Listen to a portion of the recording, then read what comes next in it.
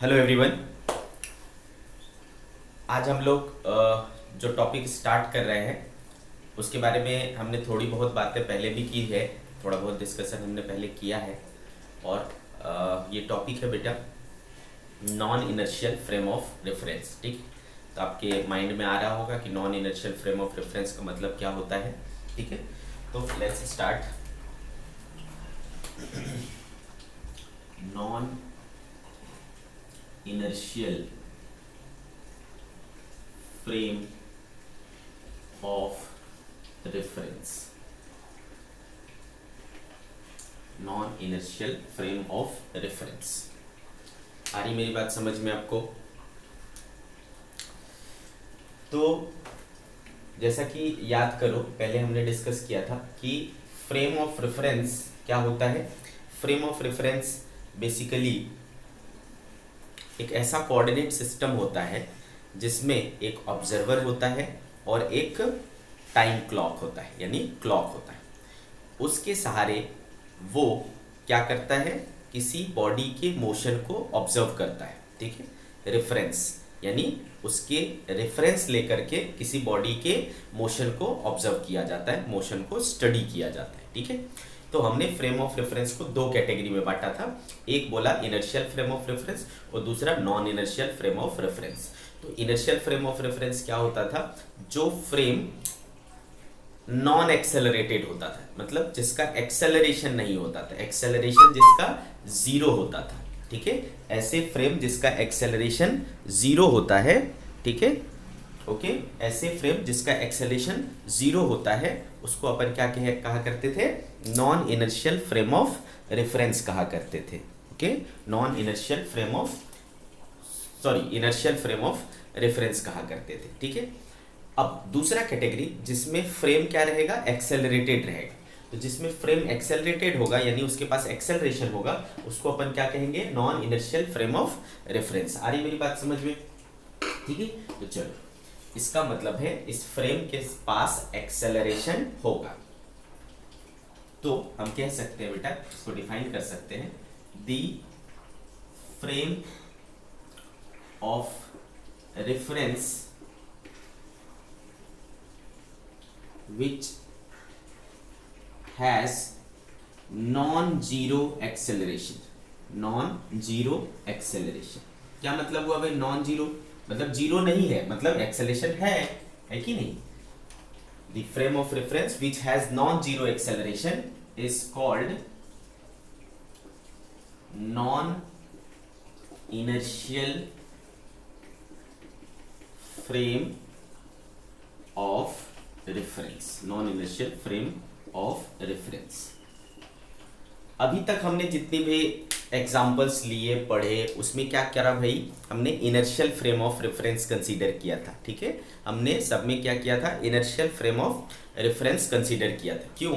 क्योंकि याद करो, जब हमने इनर्शियल फ्रेम ऑफ रेफरेंस पढ़ाया था तो वहां लिखा था कि इनर्शियल फ्रेम ऑफ रेफरेंस में न्यूटन्स के सारे लॉ है ना, एनएलएम के सारे law, Newton's laws of motion के सारे लॉज एप्लीकेबल होते हैं। But non inertial frame of reference में न्यूटन्स के लॉज ऑफ मोशन एप्लीकेबल नहीं होते हैं। ठीक है, तो चूंकि अभी हम सारे एग्जांपल्स में एफ बराबर m a, F net equals to m into a use करते हुए आए हैं, दैट मीन्स कि हमने न्यूटन्स के लॉज को यूज किया है ना, इसलिए वो सारे के सारे क्या थे, इनर्शियल फ्रेम ऑफ रेफरेंस थे।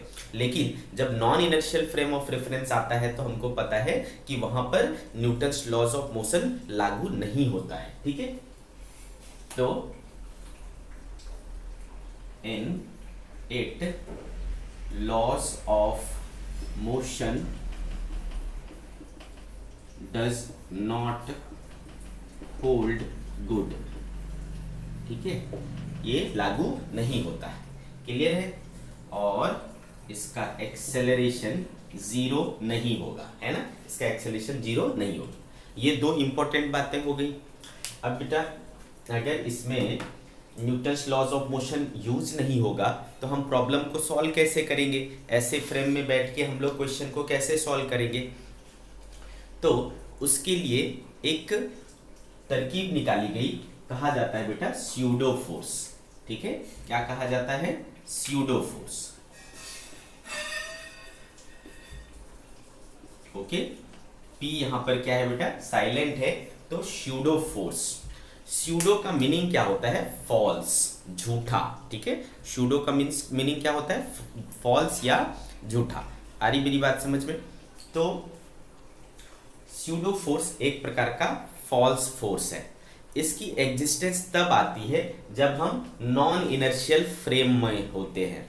अगर इनर्शियल फ्रेम में है तो इसकी कोई ज़रूरत नहीं पड़ती है। जब हम नॉन इनर्शियल फ्रेम में होते हैं तो इसकी ज़रूरत पड़ती है, तब ये फोर्स महसूस होता है, अदरवाइज ये फोर्स महसूस नहीं होगा। क्लियर है मेरी बात? ठीक है, तो स्यूडो फोर्स। अच्छा, अब समझना हमको ये है कि स्यूडो फोर्स होता क्या है, ठीक है। इसके लिए अपन क्या करें, अब भाई अगर कोई नॉन इनर्शियल फ्रेम है यानी वो एक्सेलरेट हो रहा है, तो उसको भी किससे कंपेयर करोगे, तो ऑब्वियसली एक इनर्शियल फ्रेम के साथ ही कंपैरिजन करोगे। तो हमने एक फ्रेम ले लिया बेटा एस, जो कि क्या है, नॉन इनर्शियल है, मतलब इनर्शियल है, इनर्शियल फ्रेम। एक हमने एस ले लिया इनर्शियल फ्रेम, और एक ले लिया हमने दूसरा frame S dash, S dash ये है non inertial, non inertial, inertial and non inertial, ऐसे हमने दो फ्रेम ले लिए। क्लियर है? और यहां पर कोई एक पार्टिकल है P, जो इनर्शियल फ्रेम से कितने पोजीशन वेक्टर पर है, R वेक्टर पर, और नॉन इनर्शियल फ्रेम से कितने वेक्टर पर है, पोजीशन वेक्टर इसका क्या है, R डैश। और इस नॉन इनर्शियल फ्रेम का इनर्शियल फ्रेम के साथ मान लो पोजीशन वेक्टर क्या है, R है, ऐसा होगा। ठीक है, आगे मेरी बात समझ में? X axis, y axis, x dash y dash, ठीक है, एक्स डैश वाई डैश, ऐसा कुछ सिचुएशन बन रहा है। अब मान लो चूंकि ये क्या है बेटा, नॉन एक्सेलरेशन है, मतलब इसका एक्सेलेरेशन क्या है, जीरो, इसका एक्सेलेरेशन क्या है, जीरो, और इसका एक्सेलेरेशन मान लेता हूं मैं क्या है, ए। ठीक है, किसके रिस्पेक्ट में, किसी से तो कंपेयर करना पड़ेगा, ठीक है, किसी से तो कंपेयर करना पड़ेगा। तो किससे कंपेयर करेंगे बेटा, इससे, यानी इनर्शियल फ्रेम से ही कंपेयर करेंगे इसका भी एक्सेलरेशन। तो ये वाला जो फ्रेम है चूंकि नॉन इनर्शियल है, यानी इसके पास एक्सेलरेशन होगा, ठीक है, तो इसके पास एक्सेलरेशन है विद रिस्पेक्ट टू दिस कितना बेटा, ए। अब आप क्या करोगे,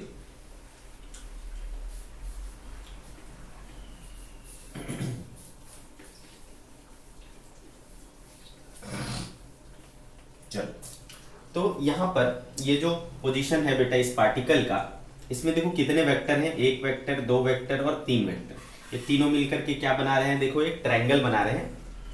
पोजीशन वेक्टर है, वेक्टर क्वांटिटी को सॉल्व करना आता है बेटा, ट्रायंगल लॉ यूज करो। तो देखो ये वाला वेक्टर और ये वाला वेक्टर सेम ऑर्डर में है, तो ये दोनों एड अप हो जाएंगे और ये उसका रिजल्ट हो जाएगा, है ना, अपोजिट ऑर्डर में है, ये उसका रिजल्ट हो जाएगा। तो using triangle's law of vector addition, using triangle law of vector addition, क्या हो जाएगा बच्चे, vector r dash plus vector r is equals to vector r, therefore r dash equals to क्या हो जाएगा बेटा, r vector minus capital R vector. ठीक है, आगे मेरी बात समझ में? अब मैं क्या करता हूं बेटा, इनको दोनों साइड डबल डिफरेंशिएशन कर देता हूं, ठीक है, डबल डिफरेंशिएशन।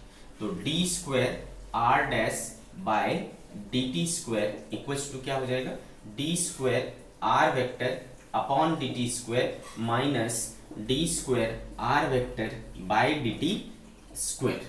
ठीक है, क्या होता है बेटा, double differentiation of position vector, double differentiation of position, position के फंक्शन को अगर दो बार डिफरेंशिएट करो तो क्या मिलता है, याद करो बच्चे, तो एक्सेलरेशन मिलता है। So this is the acceleration, किसके रिस्पेक्ट में बेटा, किसके रेफरेंस में, inertial frame, non inertial frame of reference के रिस्पेक्ट में। तो ये क्या हो गया बेटा, ए डैश इक्वल टू, ये आर वेक्टर किसके रिस्पेक्ट में था, इनर्शियल फ्रेम, तो ये इनर्शियल फ्रेम के रिस्पेक्ट में एक्सेलरेशन हो गया ए, और minus d square r by d t square. R किसका पोजीशन है, इस फ्रेम का, तो ये क्या दे देगा हमको, इस फ्रेम का acceleration. This is a. Clear है बच्चे? तो ए डैश, ए और ए, ये इन तीनों के बीच का रिलेशन, एक्सेलरेशन का रिलेशन आ गया। तो व्हाट इज ए डैश, तो acceleration of particle from non-inertial frame, non-inertial frame। ये क्या है बेटा, acceleration of particle from inertial frame, inertial frame। ठीक है, आ गई मेरी बात समझ में? और ए क्या है,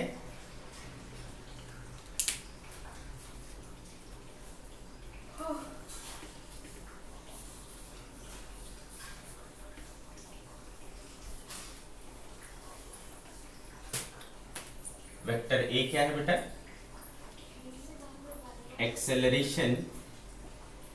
acceleration of non inertial frame. ठीक है, तो ये इनके बीच का रिलेशन है, a dash equals to a minus a. आ गई मेरी बात समझ में? अगर मैं इसको दोनों साइड मास से मल्टीप्लाई कर दूं तो m a dash equals to m a minus m a. ठीक है, ऐसा हो जाएगा। क्लियर है? तो देखो, ये मैं किसके रिस्पेक्ट में बोल रहा हूँ, ए डैश किसके रिस्पेक्ट में था बेटा, नॉन इनर्शियल फ्रेम। तो जब मैं इस रेफरेंस से देख रहा हूं तो कितना टोटल फोर्स महसूस होगा बेटा, इतना। तो दिस इज नेट फोर्स। ठीक है, this is net force. m into a क्या है, m इंटू ए क्या है बेटा, अगर ये इस फ्रेम से देखूं तो इसका फोर्स कितना आता है, m इंटू ए, है ना। जैसा कि मैंने बोला बेटा कि जो इनर्शियल फ्रेम होता है ना, इनर्शियल फ्रेम जो होता है उसमें आपको रियल फोर्स महसूस होता है। ठीक है, तो ये वाला जो फोर्स है वो क्या है, रियल फोर्स है, F रियल। ठीक है, माइनस m इंटू ए, इसको मैं ऐसा लिख सकता हूँ प्लस माइनस m ए वेक्टर। ठीक है, तो देखो अगर मैं इस फ्रेम में होता तो मुझे सिर्फ इतना फोर्स महसूस होता। ठीक है, अगर मैं इस फ्रेम में होता तो मुझे सिर्फ इतना फोर्स महसूस होता, लेकिन मैं किस फ्रेम की बात कर रहा हूं, इस फ्रेम की, यानी non inertial frame of reference की। तो इस फ्रेम में देखो क्या हो रहा है, ये हुआ ना, ये हुआ नेट फोर्स उस फ्रेम के रिस्पेक्ट में। तो ये वाला फोर्स तो लगा ही लगा, रियल फोर्स, उसके साथ क्या लगा, ये लगा। ठीक है, ये यहां रहेंगे तो ही लगेगा, यहां रहेंगे तो नहीं लगेगा। इसके रिस्पेक्ट में देखेंगे तो ये वाला फोर्स नहीं लगेगा, इस फ्रेम पर रहेंगे तो हमें ये वाला फोर्स महसूस होगा। आ रही बात समझ में? जो यहां से देखेगा उसको ये वाला फोर्स महसूस होगा, जो यहां से इस फ्रेम से देखेगा उसको ये फोर्स महसूस नहीं होगा।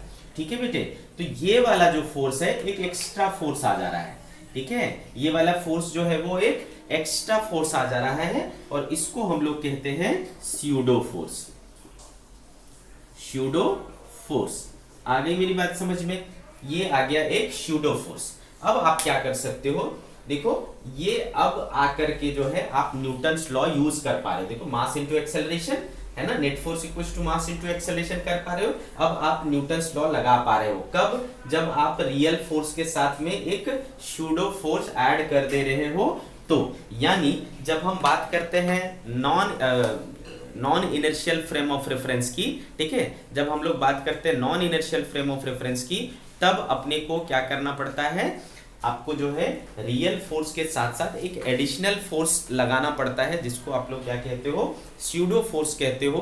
ठीक है, एक non inertial pseudo force apply करने के बाद आप न्यूटन्स लॉज ऑफ मोशन को यहाँ पर यूज कर पाते हो। ठीक है, क्या बोला मैंने बच्चे कि अगर non inertial frame of reference है वहां पर Newton's laws of motion directly valid नहीं होता है, लेकिन हम उसको वैलिड करा सकते हैं अगर हम उसमें एक एक्स्ट्रा फोर्स ऐड कर दें जो कि स्यूडो फोर्स कहलाता है। स्यूडो इसलिए क्योंकि वो सिर्फ उस फ्रेम वाले को महसूस होगा, बाहर वाले को महसूस नहीं होगा, इनर्शियल फ्रेम वाले को महसूस नहीं होगा। ठीक है, आ गई मेरी बात समझ में? ओके, तो ये हुआ स्यूडो फोर्स का कंसेप्ट। ठीक है, तो अब यहां से देख पा रहे हो आप कि स्यूडो फोर्स कितना लग रहा है। स्यूडो फोर्स कितना लग रहा है? तो F स्यूडो इक्वल टू आ रहा है माइनस m इंटू ए वेक्टर। ठीक है, ए क्या है बेटा? Acceleration of the frame. ठीक है, तो कितना स्यूडो फोर्स लगता है बेटा? मास into acceleration of the frame. ठीक है, एक्सेलरेशन ऑफ द फ्रेम, ये हो गया मैग्नीट्यूड। और डायरेक्शन देखो क्या लगा हुआ है बेटा? माइनस। माइनस का मतलब क्या है? एक्सेलरेशन वेक्टर के अपोजिट, यानी फ्रेम का जिधर एक्सेलरेशन होगा उसके अपोजिट डायरेक्शन में एक स्यूडो फोर्स लगेगा। ठीक है, फ्रेम का एक्सेलरेशन जिधर हो रहा है उसके अपोजिट डायरेक्शन में, गॉट दिस? फ्रेम का एक्सेलरेशन जिस तरफ हो रहा है उसके अपोजिट डायरेक्शन में एक फोर्स लगेगा, स्यूडो फोर्स, इतना। ठीक है, तो इस चीज को याद रखना बेटा। नेगेटिव साइन क्या शो कर रहा है? Negative sign indicates that direction of pseudo force is opposite to the direction of acceleration of, ठीक है, opposite to the direction of acceleration of frame। ठीक है, जिधर फ्रेम का एक्सेलरेशन होगा उसके अपोजिट डायरेक्शन में हमेशा स्यूडो फोर्स लगेगा। ठीक है, तो आपको समझ आ गया होगा बेटा स्यूडो फोर्स क्या होता है। अगेन मैं आपको शॉर्ट में बताता हूं। ठीक है, स्यूडो फोर्स का एग्जिस्टेंस कब आता है बेटा? जब नॉन इनर्शियल फ्रेम आता है। नॉन इनर्शियल फ्रेम कैसे पहचानेंगे बच्चे हम? जब नॉन इनर्शियल फ्रेम हम कैसे पहचानेंगे? जब हम देखेंगे कि हमारा बॉडी जिस सपोर्ट के ऊपर है, जिस सरफेस के ऊपर है, वो क्या कर रहा है? मोशन कर रहा है विथ एक्सेलरेशन। ठीक है, तब हम समझ जाएंगे कि हमारा जो फ्रेम है वो नॉन इनर्शियल है, और जब non inertial frame of reference रहेगा तो वहां पर स्यूडो फोर्स लगेगा। ठीक है, और स्यूडो फोर्स किधर लगेगा? तो इसके लिए आपको क्या देखना है कि हमारा फ्रेम किस ओर एक्सेलरेट हो रहा है। जिस ओर हमारा फ्रेम जा रहा है उसके अपोजिट डायरेक्शन में क्या लगेगा? उसके अपोजिट डायरेक्शन में क्या लगेगा? स्यूडो फोर्स लगेगा। कितना लगेगा बेटा? कितना लगेगा? m इंटू ए। क्लियर है मेरी बात? अब इसको जब हम प्रैक्टिकली एग्जांपल के थ्रू देखेंगे तो आपको समझ आएगा कि यूज कैसे करना है। Okay, let's see, will take few examples.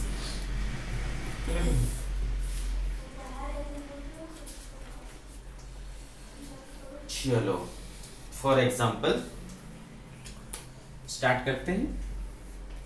Example number 1। ठीक है, बोल रहा है बेटा a bob of mass m equals to 50 gram, a bob of mass 50 gram is suspended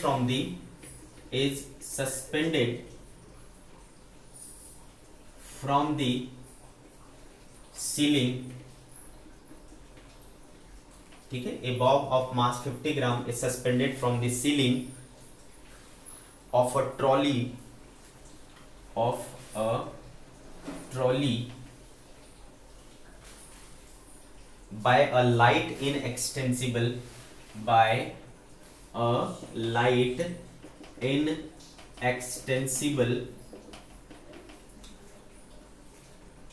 string, light inextensible string। If the trolley accelerates horizontally, if the trolley accelerates horizontally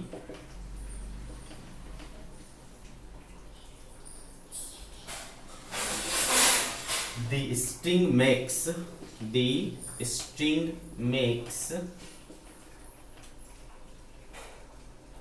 an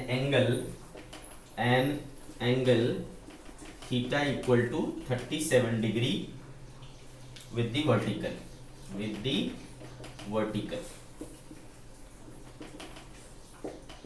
Find the acceleration of the trolley. Find the acceleration of the trolley. ठीक है बच्चे, ये रहा हमारा question. तो क्या बोलता है, a bob of mass 50 gram is suspended from the ceiling of a trolley. तो ये बेटे एक मान लो ट्रॉली हो गया, ठीक है, ये इस तरीके से एक ट्रॉली हो गया.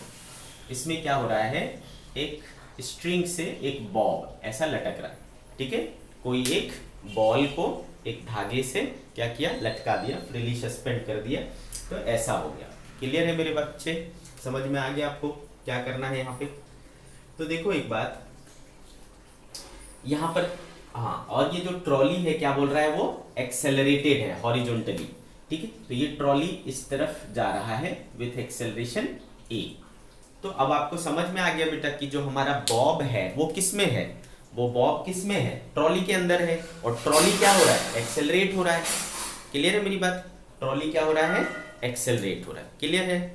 तो ऑब्वियस सी बात है कि ये non inertial frame of reference में है, और जहां non inertial frame of reference आया तो वहां पर आपको क्या लगाना पड़ेगा, स्यूडो फोर्स लगाना पड़ेगा. ठीक, तो देखो नीचे क्या लगेगा बेटा, वेट है ना, नीचे क्या लगेगा, वेट लगेगा mg, और एक एक्स्ट्रा फोर्स आ गया इसके कारण, किधर, हाँ. और दूसरी बात मैंने क्या बोला बेटा, किधर लगेगा, अपोजिट डायरेक्शन में, तो इसके अपोजिट में है ना, इस तरफ क्या लगेगा बेटा, m इंटू ए. ये वाला क्या हो गया बेटा, स्यूडो फोर्स, और ये वाला क्या हो गया, वेट. तो ऐसे ऐसे क्या हो रहे हैं बेटे, दो फोर्सेस लग रहे हैं, है ना, ये ऐसे ऐसे दो फोर्सेस लग रहे हैं. क्लियर है मेरी बात. तो इन दोनों फोर्सेस की वजह से क्या होगा, देखो आपका जो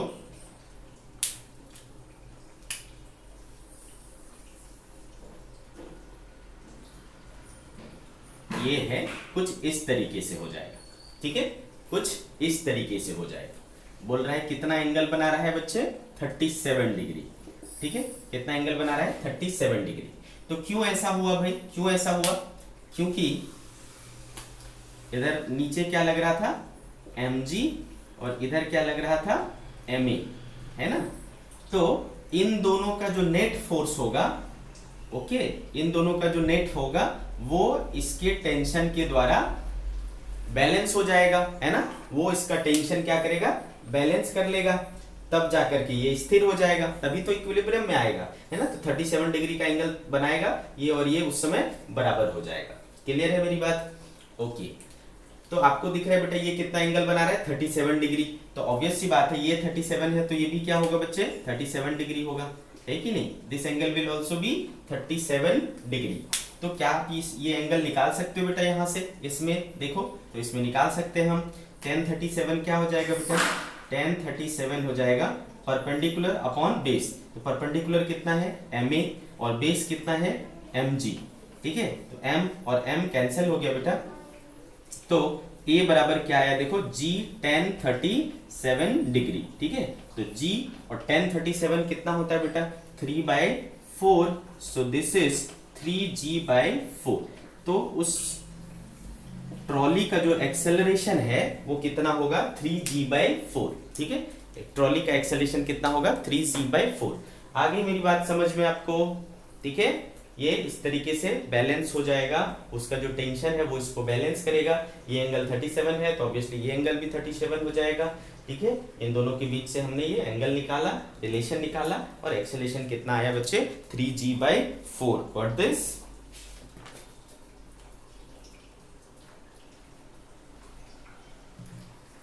आगे बढ़े.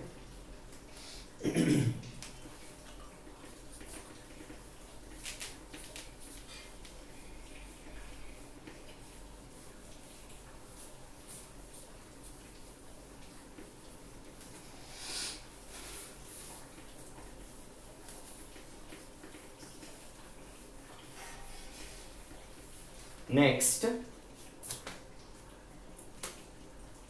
Example number 2, see what it is saying.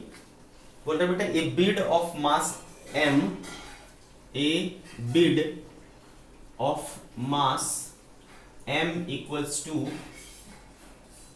Mass m is fitted on a rod and can move on a rod and can move on it without friction, move on it without friction, ठीक है भाई, without friction। At the initial moment the bead is in the middle of the rod, in initial moment the bead is at the mid of rod,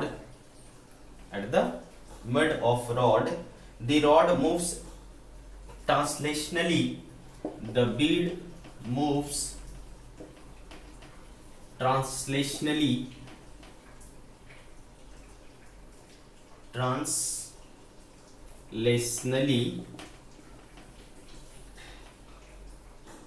in a horizontal plane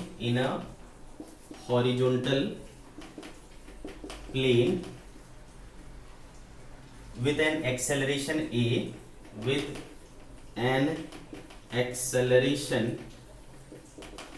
a, in a direction forming angle alpha with the rod, ठीक है, with the rod। Find the acceleration of the bead, find acceleration of the bead relative to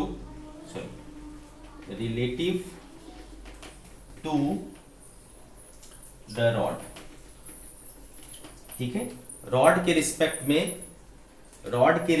में आपको बीड का क्या निकालना है, ठीक है, रॉड के रिस्पेक्ट में बीड का एक्सेलरेशन निकालना है। क्लियर है मेरी बात? ओके, ठीक है, आगे देखते हैं।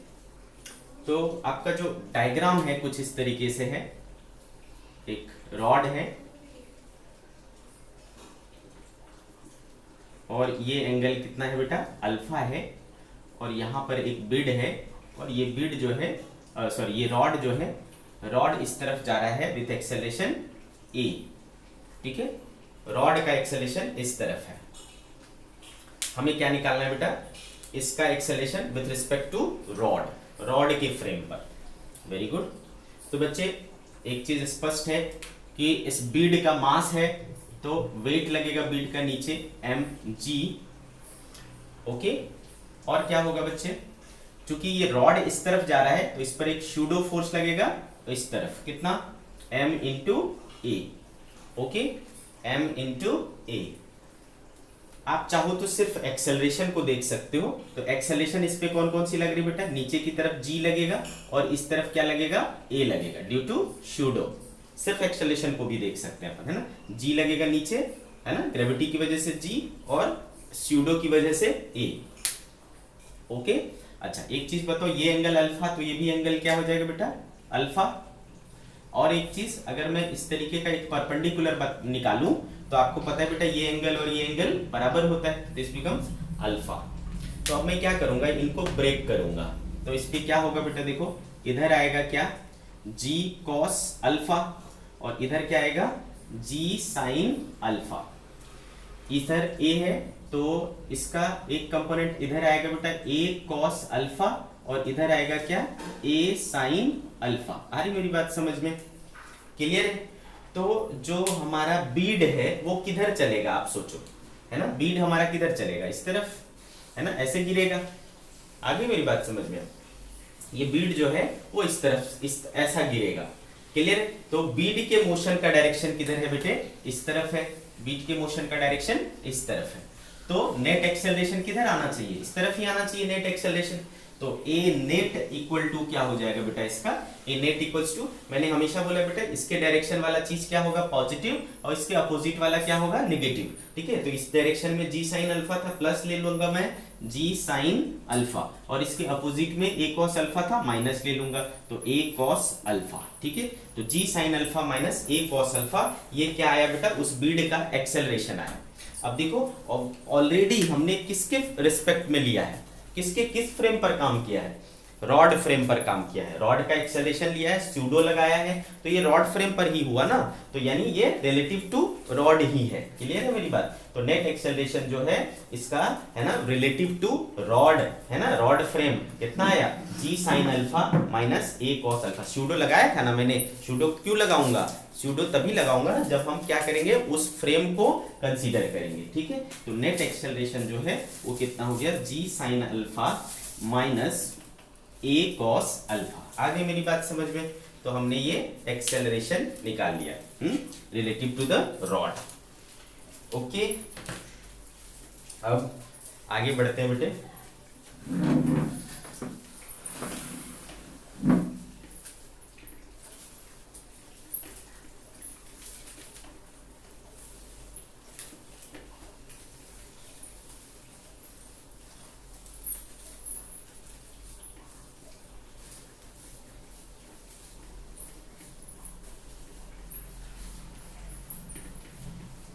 चलो next example.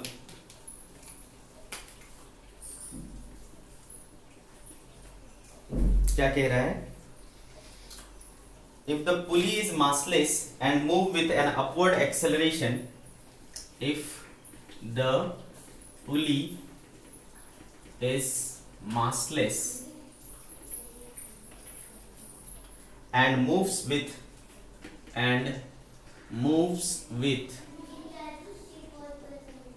an acceleration a naught, find the acceleration of m1 and m2. Find acceleration of m1 and m2 with respect to elevator.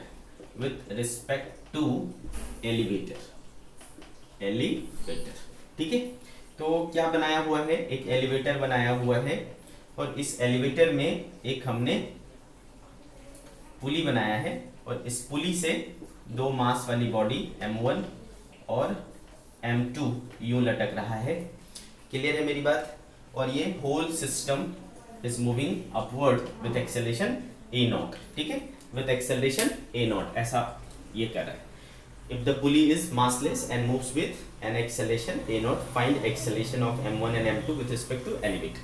तो बेटे अगर एलिवेटर के रिस्पेक्ट में बोला गया है तो आपको क्या करना है? जाकर के उस एलिवेटर के अंदर बैठ जाना है। ठीक है, एलिवेटर के अंदर बैठ करके अगर आप ऑब्जर्व करोगे तो क्या दिखेगा बेटा? एक साइड नीचे आता दिखेगा और एक साइड ऊपर आता दिखेगा। दिखेगा ना? प्रैक्टिकली सोचो। ठीक है, अपने आप को यहाँ बिठाओ और इसके मोशन को ऑब्जर्व करो। एक नीचे आएगा, जो भारी होगा वो नीचे आएगा, जो हल्का होगा वो ऊपर जाएगा। तो एक सेम एक्सेलरेशन, क्योंकि एक ही स्टिंग है ना, सेम स्टिंग है, तो अलग अलग एक्सेलरेशन तो होगा नहीं, सेम ही एक्सेलरेशन होगा। तो ये मान लो बेटा ये वाला जो है क्या हो रहा है? ऊपर जा रहा है विद एक्सेलरेशन a, और ये वाला क्या हो रहा होगा? नीचे आ रहा होगा विद एक्सेलरेशन a। मैं ये कब की बात कर रहा हूँ बेटा? जब हम लोग यहाँ पर हैं, इस फ्रेम में है तब। ठीक है, अच्छा, अब जब इस फ्रेम में है यानी हम एलिवेटर के अंदर है, और एलिवेटर एक्सेलरेटेड है कि नॉन एक्सेलरेटेड है? तो एक्सेलरेटेड है। एक्सेलरेटेड है तो कौन सा फ्रेम हुआ बेटा? नॉन इनर्शियल फ्रेम हुआ, है ना। और नॉन इनर्शियल फ्रेम में क्या लगाना पड़ता है? स्यूडो। तो स्यूडो लगेगा बेटा। ये पूरा सिस्टम ऊपर जा रहा है, तो मैंने क्या बोला बेटा? स्यूडो फोर्स किधर लगता है? एक्सेलरेशन, फ्रेम के एक्सेलरेशन के अपोजिट। फ्रेम का एक्सेलरेशन ऊपर है तो स्यूडो किधर लगेगा? नीचे। तो इस पर क्या लग जाएगा बेटा? m1 a0 इधर, और इस पर क्या हो जाएगा? m2 a0 इधर। क्लियर है मेरी बात? ओके, और कुछ लगेगा क्या? वेट भी तो लगेगा सर, है ना, वेट भी लगेगा। तो m1g और इसका क्या हो जाएगा? m2g। और कुछ लगेगा? यस सर, यहाँ पर टेंशन लगेगा ऊपर की तरफ, यहाँ पर भी टेंशन लगेगा ऊपर की तरफ, क्योंकि टेंशन हमेशा क्या होता है? अवे लगता है। ठीक है, टेंशन हमेशा क्या लगता है? अवे लगता है। अब फ्री बॉडी डायग्राम बनाओ, इसका क्या हो जाएगा बेटा? FBD ऑफ M2 क्या हो गया? देखो M2 क्या क्या लगा नीचे? M2G प्लस M2A0, यानी M2 कॉमन हो जाएगा, G प्लस A0। ऊपर क्या बेटा? टेंशन किधर जा रहा है? नीचे। कितने एक्सेलेरेशन से? A एक्सेलेरेशन से।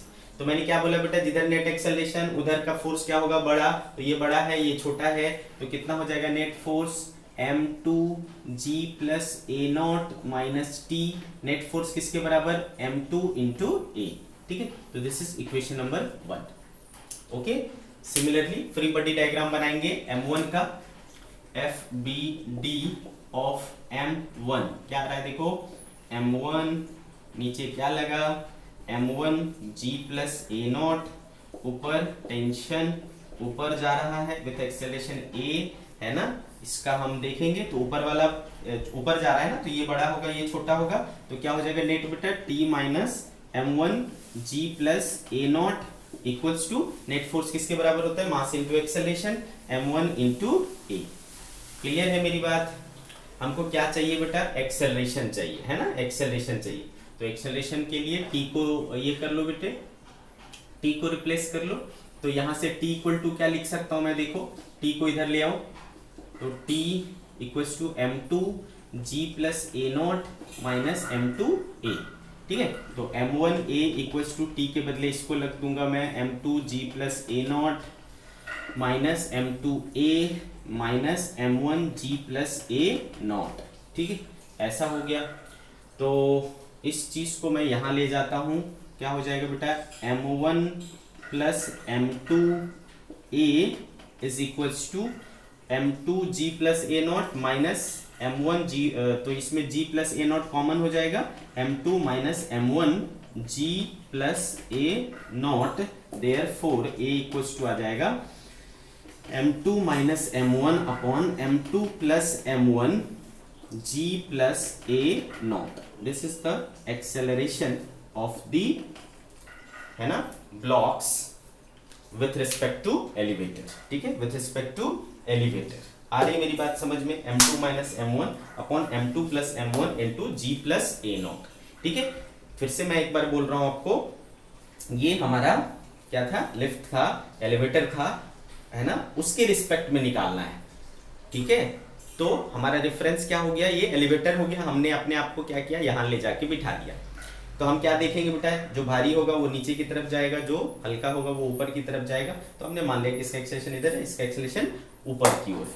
लेकिन हम जिस फ्रेम में है, एलिवेटर में है, वो एक्सेलरेटेड है। एक्सेलरेटेड है तो हमारा फ्रेम क्या हो गया? नॉन इनर्शियल हो गया, है ना? नॉन इनर्शियल फ्रेम में क्या होता है? स्यूडो लगता है। तो हमने स्यूडो लगा दिया।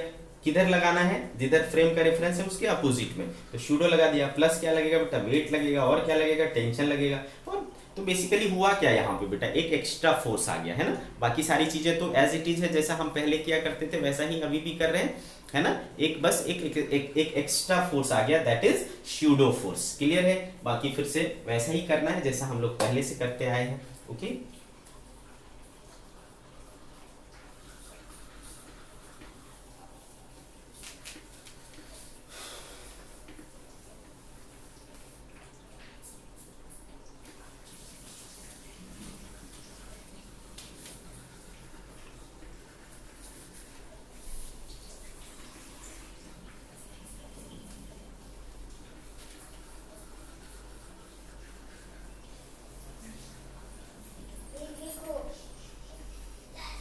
ओके, चलो आगे बढ़ते। नेक्स्ट एग्जांपल, यहां देखो क्या कह रहा है? Two smooth blocks of mass m and m dash, two smooth blocks of mass m and m dash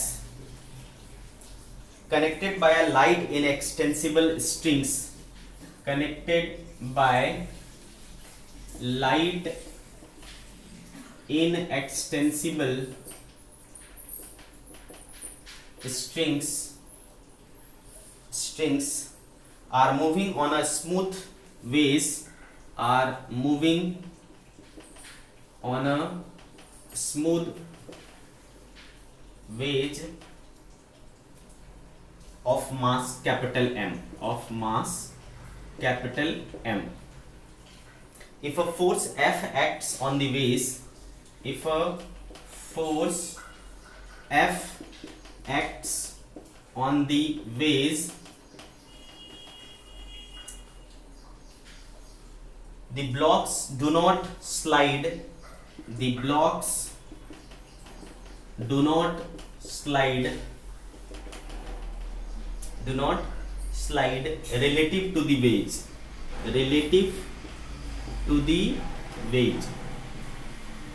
ठीक है, relative to the waves.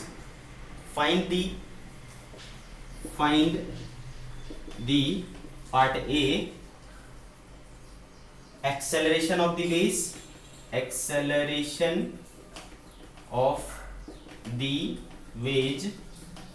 and part B, value of F. ठीक है बेटे, तो जो क्वेश्चन है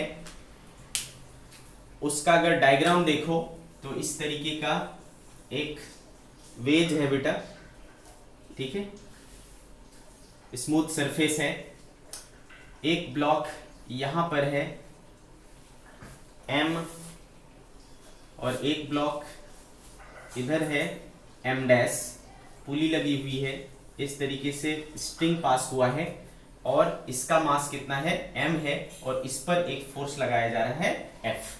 ठीक है बेटे, इधर सब क्या है, स्मूथ है, तो इधर भी सब क्या है, स्मूथ है. क्लियर है, सारी चीजें क्या है, स्मूथ है, यानी नो फ्रिक्शन है ना, फ्रिक्शन नहीं कंसीडर करना है. ओके, तो बच्चे इसको अगर हम ध्यान से देखें तो ऑब्वियस सी बात है, ये पूरा और ये बोल रहा है कि ये और ये जो है इसके रिस्पेक्ट में रिलेटिव टू दिस वेज है ना, स्लाइड नहीं कर रहा है, मतलब इसके रिस्पेक्ट में ये दोनों क्या है, रेस्ट में है. मतलब हम अगर इस पे बैठ करके इनको ऑब्जर्व करेंगे तो ना तो ये चलते हुए महसूस होंगे ना तो ये चलते हुए महसूस होंगे. क्लियर है, चलेंगे नहीं, यानी रेस्ट में रहेंगे. ठीक है बेटे, ओके. अब आप मुझे ये बताओ कि अगर है ना, अगर मैं इधर से धक्का दूंगा तो ऑब्वियस सी बात है ये सिस्टम इस तरफ एक्सेलरेट होगा. तो माना कि ये जो वेज है वो इस तरफ एक्सेलरेट हो गया विद एक्सेलरेशन कैपिटल ए. ठीक है, कैपिटल ए एक्सेलरेशन से इस तरफ एक्सेलरेट हो गया. तो सोचो क्या होगा बेटे, ये इधर जाएगा है ना, ये इधर जाएगा तो इस पर शूडो किधर लगेगा. मैंने क्या बोला, शूडो क्या लगता है, अपोजिट. ठीक है, हमको इसके ऊपर बैठ के ऑब्जर्व करना है और ये जो है वो मूविंग है. तो हमारा जो फ्रेम है वो मूविंग हो गया, एक्सेलरेटेड हो गया, और एक्सेलरेटेड फ्रेम में क्या लगेगा, शूडो लगेगा. शूडो किधर लगता है बेटा, फ्रेम के अपोजिट में. तो m इंटू ए इस तरफ ये लगेगा. ठीक है, और इस तरफ क्या लगेगा बेटा, टेंशन. यहां पे भी क्या लगेगा, टेंशन, और इधर क्या लगेगा बेटा, weight, m dash g. Clear है मेरी बात. अब अगर मैं इसको देखूं है ना, इसका फ्री बॉडी डायग्राम देखूं m डैश का, तो नीचे क्या लग रहा है, m डैश g, और ऊपर क्या लगेगा है बेटा, टेंशन. ओके, इस डायरेक्शन में और कोई फोर्स है नहीं. और क्या बोला गया है बच्चे, और क्या बोला गया है, रेस्ट में है ना, इसके रिस्पेक्ट में क्या है, रेस्ट में है. रेस्ट में है तो मतलब फोर्स क्या है, बैलेंस है. इसका मतलब है ना, T इक्वल टू क्या हो जाएगा बेटा, m डैश g हो जाएगा. Equation number 1. अब यहां पर आओ, ये भी क्या है, रेस्ट में है, तो ये वाले फोर्स भी क्या होंगे, बैलेंस. तो T इक्वल टू क्या हो जाएगा बच्चा, m into a. Equation number 2. Therefore m into a equals to क्या हो जाएगा, m dash into g. Therefore acceleration देखो क्या आ गया, m dash g by m. This is the acceleration of the wedge. उस वेज का एक्सेलरेशन कितना है, इतना है. आ गई मेरी बात समझ में, क्लियर है. m dash g by m, acceleration find out कर लिया हमने. अब देखो बेटे, दूसरी चीज जो हमसे पूछा गया है, इस फोर्स की वैल्यू. ठीक है, वैल्यू ऑफ दिस फोर्स. तो बेटे देखो है ना, ये इसके ऊपर स्थिर है, ये भी स्थिर है, तो इसका मतलब ये पूरा का पूरा सिस्टम क्या होगा, एक साथ मूव करेगा है ना. The entire system, the whole system will move है ना, टुगेदर. अगर एक साथ मूव करेगा तो it will act like a single system. इस पूरे सिस्टम का मास अगर मैं बोलूं तो कितना हो जाएगा बेटा, m प्लस m डैश हो जाएगा कि नहीं। और टोटल मास मिल गया हमको और टोटल एक्सेलरेशन मिल गया, उसका एक्सेलरेशन भी मिल गया। सब एक साथ जा रहे हैं और एक साथ जाएंगे तो एक एक्सेलरेशन होगा, इतना है ना। तो टोटल मास और टोटल एक्सेलरेशन है ना, आपको क्या दे देगा बेटा, फोर्स दे देगा। So the force is therefore F equal to क्या हो जाएगा, m plus m dash into e। तो m plus m dash, acceleration कितना है बेटा, m dash g upon m। This is the value of force applied on the wedge. उस wedge पे जो फोर्स लगा है वो इतना है। क्लियर है मेरी बात बच्चे, अच्छे से समझ में आ गया आपको। चलो भाई ये तो कहानी हो गई पूरी, आगे बढ़ते एक और example.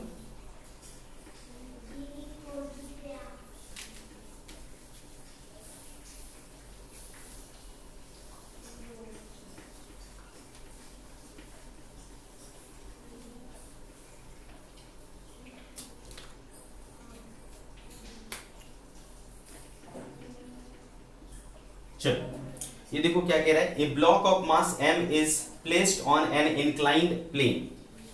A block of mass small m is placed on an inclined plane with what acceleration a towards right, with what acceleration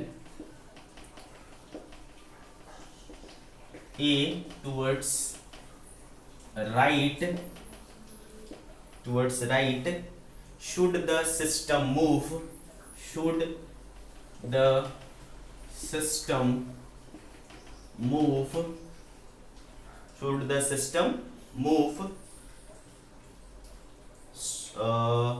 on a horizontal surface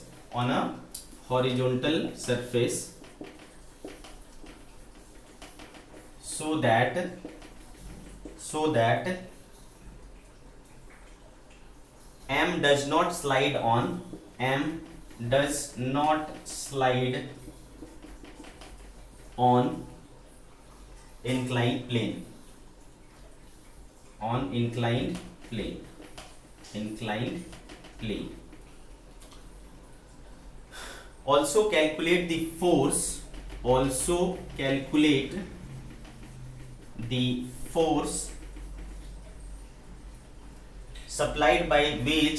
plane, also calculate the force supplied by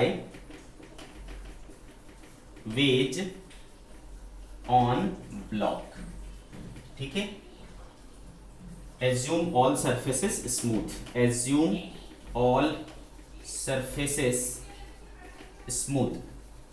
ठीक है, assume all surfaces smooth। Clear है मेरी बात।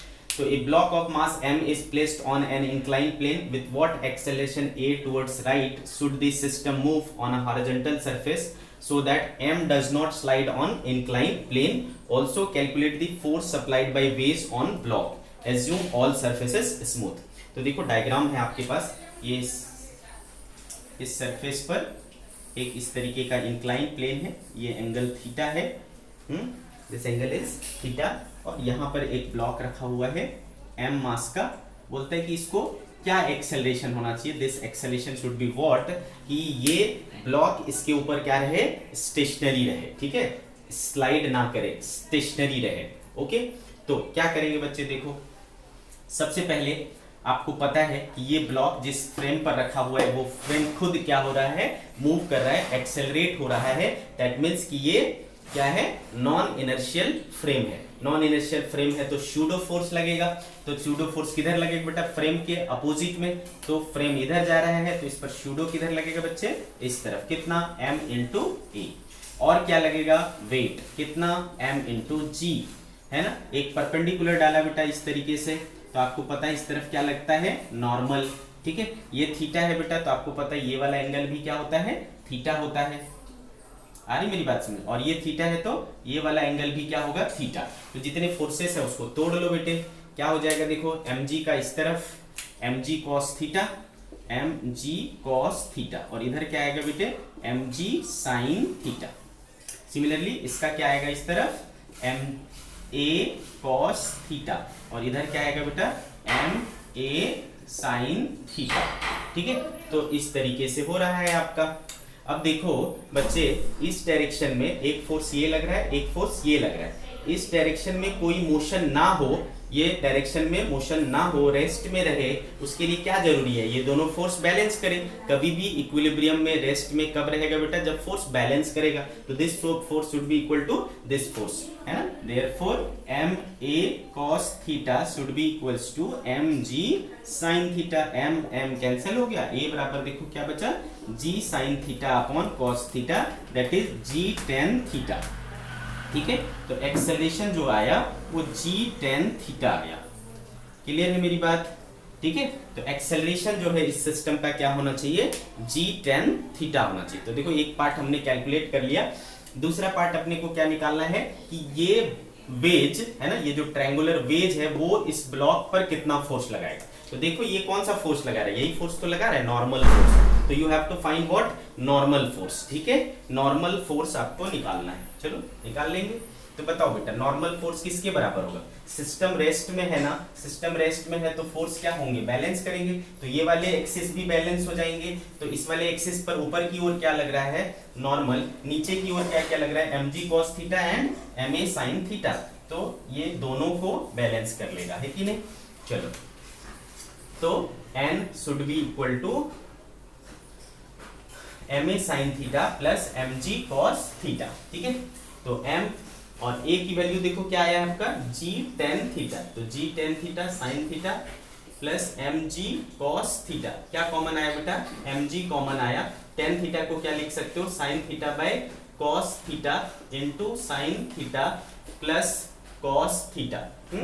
तो देखो mg ये हो गया sin स्क्वायर थीटा प्लस ये क्या हो जाएगा बेटा cos square theta upon cos theta. sin square theta plus cos square theta क्या हुआ करता था बेटा, 1 है ना, याद है आपको। तो ये 1 हो गया, तो mg by cos theta, this is normal force exerted by the wedge on the block. ठीक है, तो यही फोर्स जो है वेज इस ब्लॉक के ऊपर लगाएगा। क्लियर।